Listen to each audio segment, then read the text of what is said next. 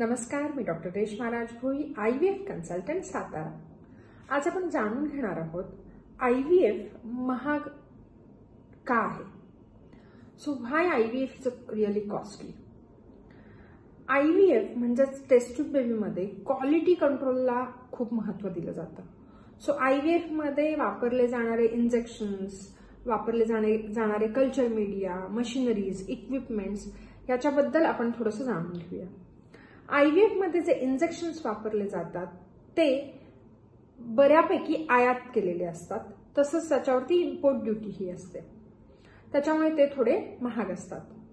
दुसरी खूप महत्वाची गोष्ट म्हणजे IVF आपण जेव्हा करतो तेव्हा पेशंटचं वय हे खूप महत्वाचं असतं.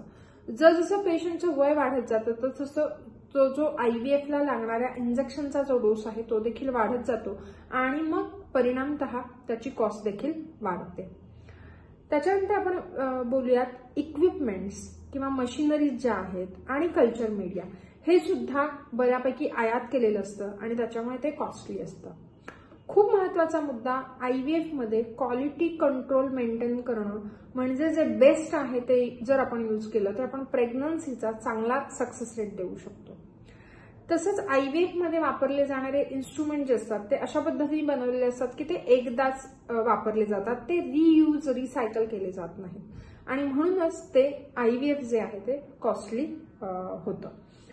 खूप आणि खूप महत्वाचं म्हणजे जर आपल्याला चांगला प्रेग्नन्सीचा सक्सेस रेट जर द्यायचा असेल तर कुठेही कॉम्प्रोमाइज न करता आपण IVF केलं गेलं पाहिजे. आणि म्हणून कल्चर मीडिया असो, इन्स्ट्रुमेंट्स असो, इक्विपमेंट्स असो, फॉर दॅट मॅटर इंजेक्शन्स असो, जर ते बेस्ट क्वालिटीचे असतील तर आपण IVF चे रिझल्ट्स हे बेस्ट देऊ शकतो. धन्यवाद.